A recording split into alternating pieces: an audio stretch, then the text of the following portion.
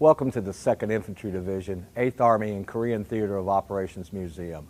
I'm Colonel Retired Mike Alexander, the Museum Director, and today we're showcasing one of our most famous artifacts, the flag and the Bible, from Sergeant Hopkins, who was a POW in the Second World War with the 2nd Infantry Division. Sergeant Hopkins and his fellow POWs were captured during the Battle of the Bulge and were sent to the infamous Stalag 8A. The POWs were forced marched from early in the morning to late at night, and those who could not keep up were not taken to a field hospital. They were segregated and they were killed, bayoneted or shot. Sergeant Hopkins was an enlisted chaplain, and at night he and the POWs would circle together and they would remember the names and write down the names of those who had perished. Now, the way Sergeant Hopkins did this, he did not have a nice Mont Blanc pen.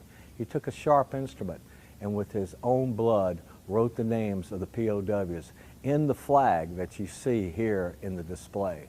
Sergeant Hopkins also had his own personal Bible, and at night when they would circle, he would read or quote from the 23rd Psalm, "The Lord is my shepherd, I shall not want."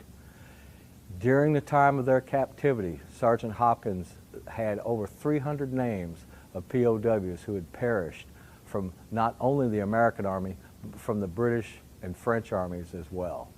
At the end of the war, Sergeant Hopkins kept the flag and kept the Bible.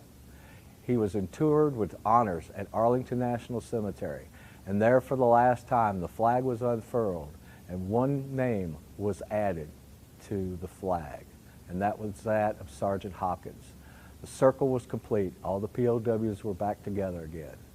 So today we remember the sacrifice of Sergeant Hopkins and his fellow POWs and those that fought, bled, and died in the Second World War to end Nazism and to end fascism in Europe, where the 2nd Infantry Division was truly second to none.